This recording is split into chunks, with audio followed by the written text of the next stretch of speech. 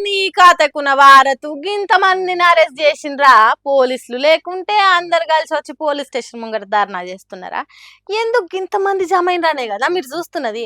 ఇలా అంతా వచ్చింది యూరియా కోసం. అవును, మీరిన్నది నిజమే, నేను చెప్తుంది నిజమే.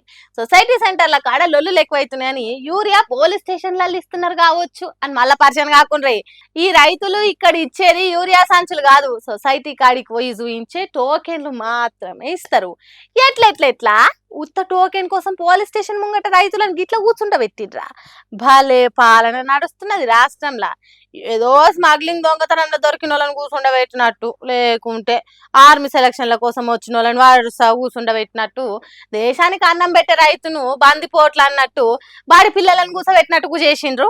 కామారెడ్డి జిల్లా బీబీ సెట్ మండల సెంటర్ కు ఉత్త 600 యూరియా బస్తాలే వచ్చినాయట. కానీ రైతులు వేల కొద్దున్నారు. వీళ్ళందరిని వదిలిపెడితే సొసైటీ సెంటర్ల కాడ పెద్ద లొల్లి అవుతుందని ఇగో గిట్ల చేసిండ్రు. పాపం పోలీసులు మాత్రం ఏం చేస్తారు?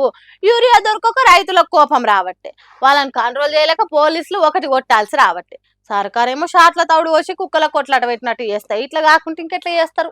పోలీస్ డిపార్ట్మెంట్ వాళ్ళు మాట్లాడుకుంటారట. ఈ యూరియా కరువుతోని ఎట్లను ఏమో రే.